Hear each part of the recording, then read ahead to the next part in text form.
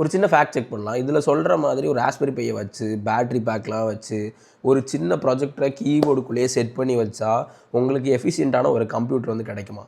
சத்தியமாக கிடைக்காது. அதில் மெயினாக அந்த அவங்க சொல்லியிருக்கிற ராஸ்பெரி பை பவர் பேக்கப் இதெல்லாம் வந்து உங்களால் செட்டப் பண்ண முடியும். ஆனால் அதில் சொல்லியிருக்கிற அந்த பர்டிகுலர் ப்ரொஜெக்டர் அப்படிங்கிறது பார்த்தீங்கன்னா அந்த சைஸில் ஒரு ப்ரொஜெக்டர் கிடைக்கிறது ரொம்ப ரேர். ஆல்ரெடி நம்ம பார்த்தோன்னா நிறையா ப்ரொஜெக்டர்ஸ் இந்த மாதிரி ஃபோனுக்குள்ளேயே எம்பர்ட் பண்ணி வர மாதிரி சின்ன ப்ரொஜெக்ட்ஸ்லாம் வந்து ஃபெயிலாக போயிருக்கு. ஸோ இந்த மாதிரியான ஒரு சிஸ்டம் பில்ட் பண்ணுறது கொஞ்சம் காம்ப்ளெக்ஸானது அண்ட் நிறையா காசு செலவாகக்கூடியதும் தான்.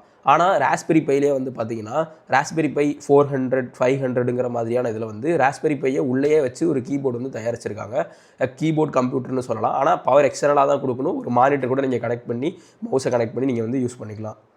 இந்த மாதிரி நிறையா டெக் ஃபேக்ட் செக்லாம் வந்து என்னை வந்து சப்ஸ்கிரைப் பண்ணிக்கோங்க. நான் நிறையா உங்களுக்காண்டி கண்டென்ட் ப்ரொடியூஸ் பண்ணிடுறேன்.